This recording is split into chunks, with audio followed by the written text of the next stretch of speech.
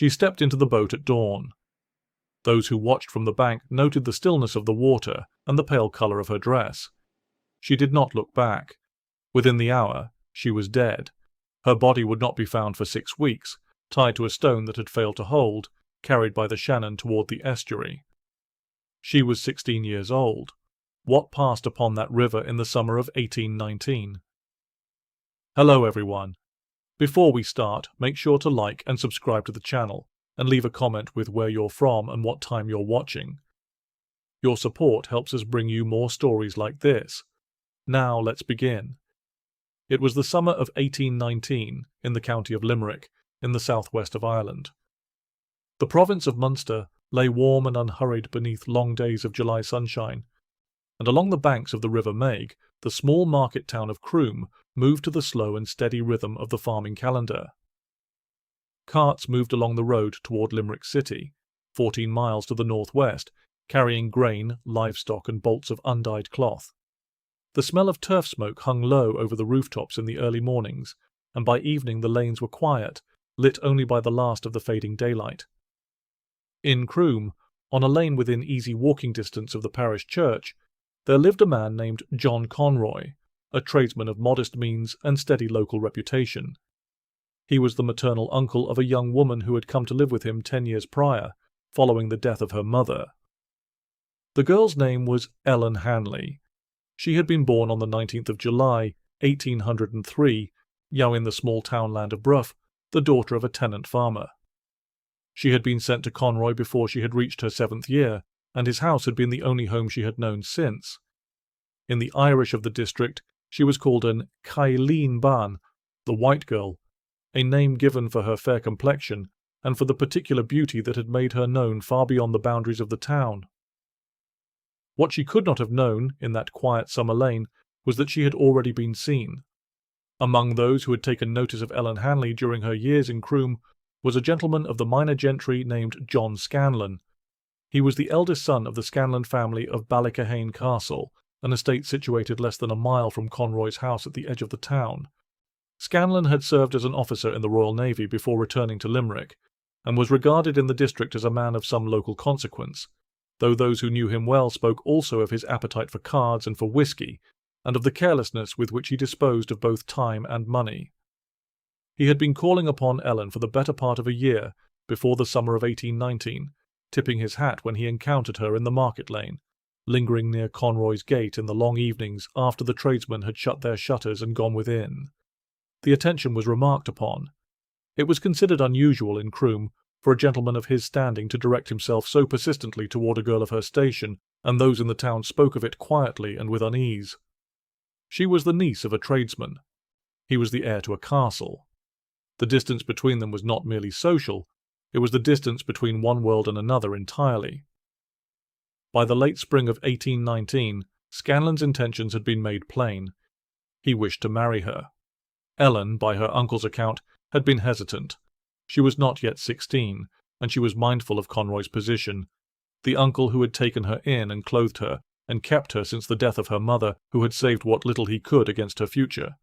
But Scanlan pressed his case with some persistence, and the prospect of elevation from her present circumstances was not without its weight. She washed, she mended, she kept the house. The wife of a castle-owning family would wash and mend nothing. In June of 1819, they eloped, whom the marriage was said to have been solemnized either in the city of Limerick or at the old church at Kilrush.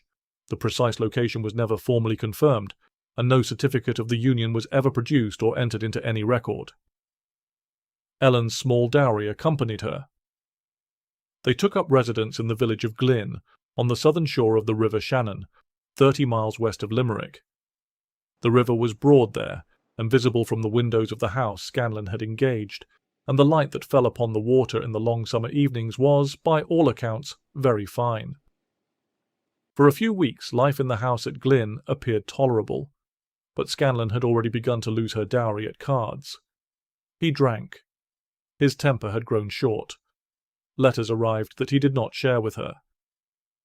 By the middle of July 1819 he had, by all accounts, ceased to regard the arrangement with anything resembling satisfaction. Nothing was said of it openly. Nothing more was thought of it at the time. Sometime in the second week of July 1819, John Scanlan spoke privately with a man named Steven Sullivan. Sullivan was a former sailor who had served under Scanlan during his time in the Navy and had since remained in his employ as a general manservant. He was known in the district as a quiet man, given to obedience, accustomed to the word of his former commanding officer, unremarkable in every observable respect. He had no record of violence. He had, by all accounts, a mild and compliant temper. What passed between the two men in those private conversations was not witnessed by any third party. What is known is what followed. Scanlan told Sullivan to take Ellen out upon the river. River trips were commonplace in the long summer afternoons along the Shannon. Small boats moved upon the broad grey water in the heat of the day, and the practice was considered unremarkable, a thing families and couples did when the sun was high and the fields were still. Scanlan himself had purchased a small vessel for that purpose not long after their arrival at Glynn, and Ellen had found some pleasure in being upon the water in the week since. Sullivan prepared the boat. He brought with him, loaded and concealed beneath the boards, a musket. He asked Ellen whether she would care to take a trip along the river that morning. She was, it was said, reluctant. She had grown quieter in those recent days, the air within the house having taken on a quality she could not name. But she agreed, and she stepped into the boat, and Sullivan took up the oar. They moved out upon the water. The Shannon lay broad and still in the July heat. The green of the southern shore rose softly behind them. The sound of the oar was the only sound. Sullivan rowed. He held the tiller. He had the musket wrapped beneath his feet. But when he looked at her, pale and composed, watching the far bank with her hands folded in her lap, he found that he could not do it. She was young. She was quiet. She had done nothing. The act he had been sent to perform refused to take shape in his hands. He turned the boat and returned to the shore. Scanlan was waiting upon the bank. When he understood that Ellen had not been harmed, his face changed. He took Sullivan aside. He directed him to purchase bread, butter, and whiskey. He told Ellen she should make the most of the fine long days and go out upon the river again in the morning. She agreed. She had no cause as yet to refuse. Ellen Hanley was last seen alive on or about the 20th of July, 1819.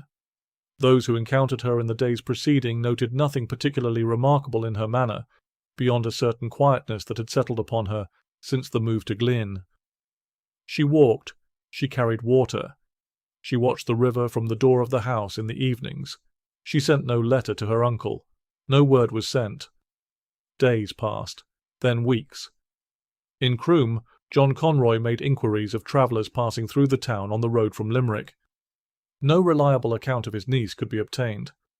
By the middle of August 1819, the absence had grown long enough to produce a particular and heavy unease among those who had known her, though no formal complaint had yet been entered with the constabulary.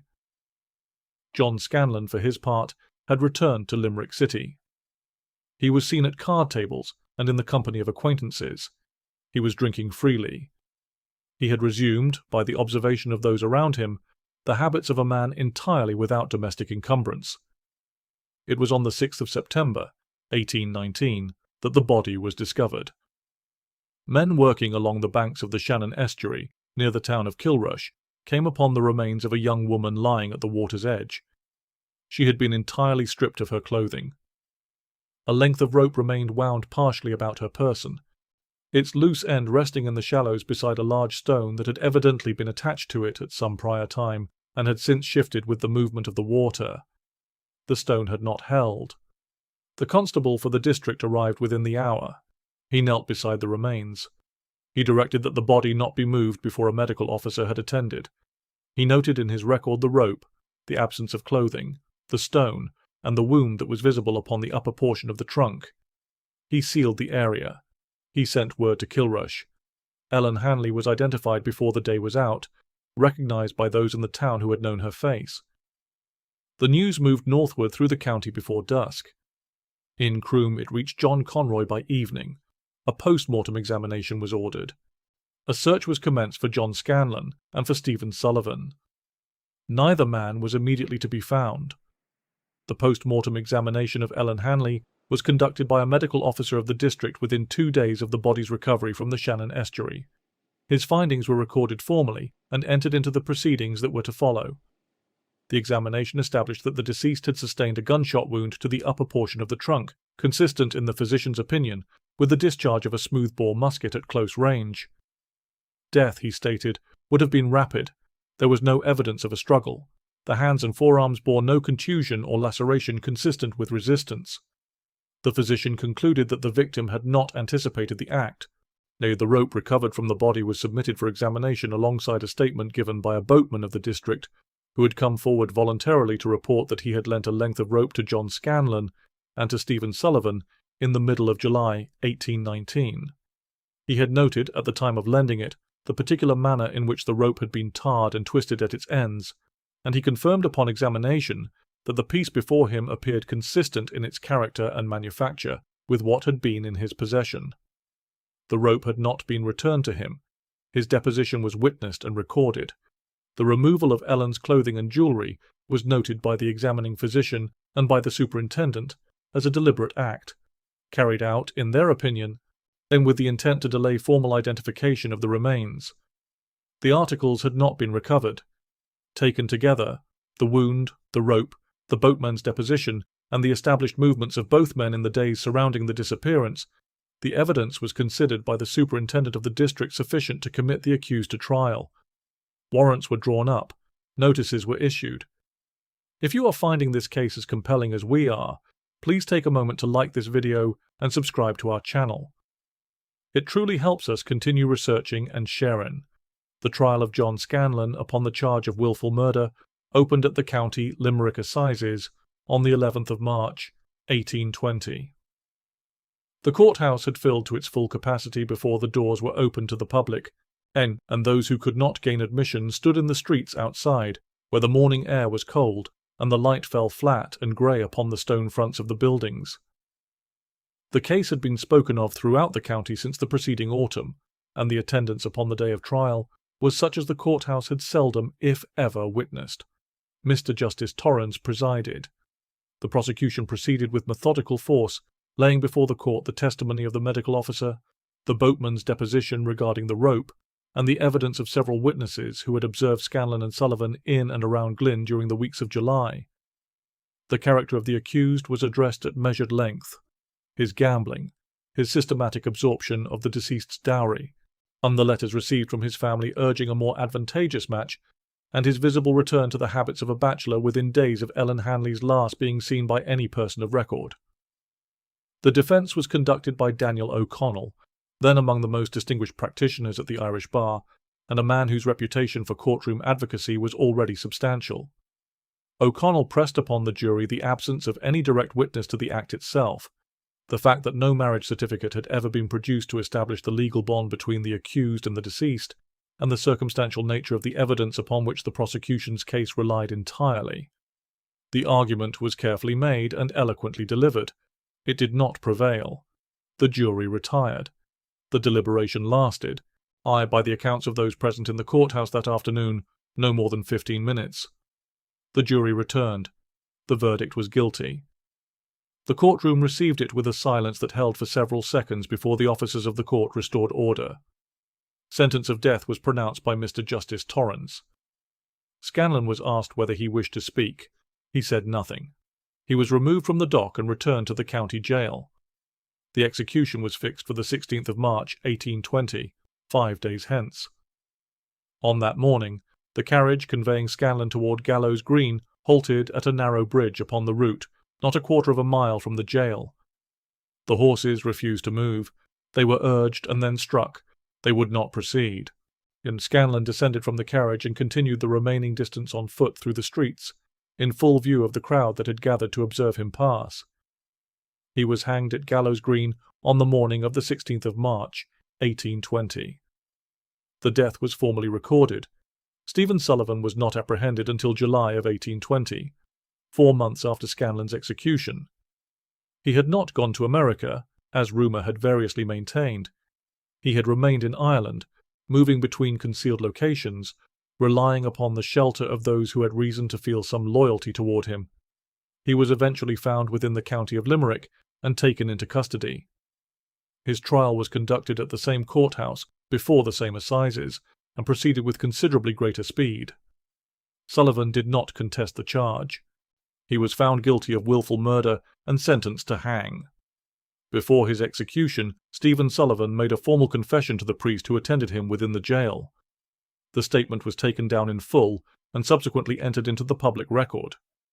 In it, Sullivan described what had occurred upon the river in plain and unremarkable terms. He described the first boat trip, his inability to carry out what had been demanded of him, his return to the shore, Scanlan's displeasure, and the instruction given that it was to be done the following morning without fail. He described the bread, the butter, and the whiskey that Scanlan had provided that same evening, and Scanlan's words to Ellen that she should make the most of the fine long days and go out upon the water again at first light. He described the second journey, Ellen composed and unsuspecting, watching the far bank, her hands in her lap. He described the musket. He said that he regretted what he had done. He asked for forgiveness. He received the sacrament. Sullivan was hanged in Limerick in the summer of 1820. The newspapers of the province, among them the Limerick Chronicle, reported extensively upon both trials and their outcomes. Public sentiment in the county was not divided. Ellen Hanley had been known and well regarded across the district, and the manner of her death, a girl of 16, alone upon the river with a man she had trusted, on a July morning of no particular significance, had produced a grief that ran deeper than ordinary outrage and was not quickly spent. She had been the Colleen Bawn. It was a name that had meant something. It continued to mean something. She was buried in the churchyard at Boraine, near Kilrush, in the county of Clare. Her grave survives to the present day. The stone reads, "Here lies the Colleen Bawn, murdered on the Shannon, July the 14th, 1819. Rest in peace." Her story did not remain with the newspapers or the trial records alone. Gerald Griffin, a native of Limerick, published his novel The Collegians in 1829, drawing directly upon the events of the case and rendering them in a form that would long outlast the depositions. Dion Boucicault adapted the novel for the stage in 1860, producing a drama, The Colleen Bawn, that would become among the most frequently performed Irish plays of the century, staged in Dublin, London, and New York before audiences who had never heard the name of Ellen Hanley and who would not forget it after. Her name, which might otherwise have been absorbed without ceremony into the ledger of forgotten provincial tragedies, was carried instead into the literature of a nation. What remained, beyond the literature and the grave, was the simpler and more persistent fact. A young woman, raised in her uncle's house, had trusted a man on a river in July, and had not returned. The Shannon still moves westward toward the estuary at Kilrush, broad and indifferent, as it was on the morning she stepped into the boat. The fields beyond Croom are grown and harvested, season upon season, as they have always been. The road between Bruff and Limerick carries its traffic without pause or commemoration. The grave at Boraine remains. Oh gee, these forgotten stories from history. We also read every comment, so please do let us know your thoughts on this case below. Now, back to Limerick, 1819. Scanlan was not found immediately. Inquiries placed him moving between the houses of various acquaintances across the county, appearing, by the accounts of those who had seen him, perfectly composed and entirely without evident concern. He was apprehended in November of 1819 at the dwelling of a friend. He was taken into custody and conveyed to the county jail at Limerick without incident. Sullivan was not with him, and his whereabouts remained unknown. Charges of wilful murder were formally read before the magistrate. Scanlan offered no statement of substance. He was remanded into custody. The trial was fixed for the spring assizes of 1820.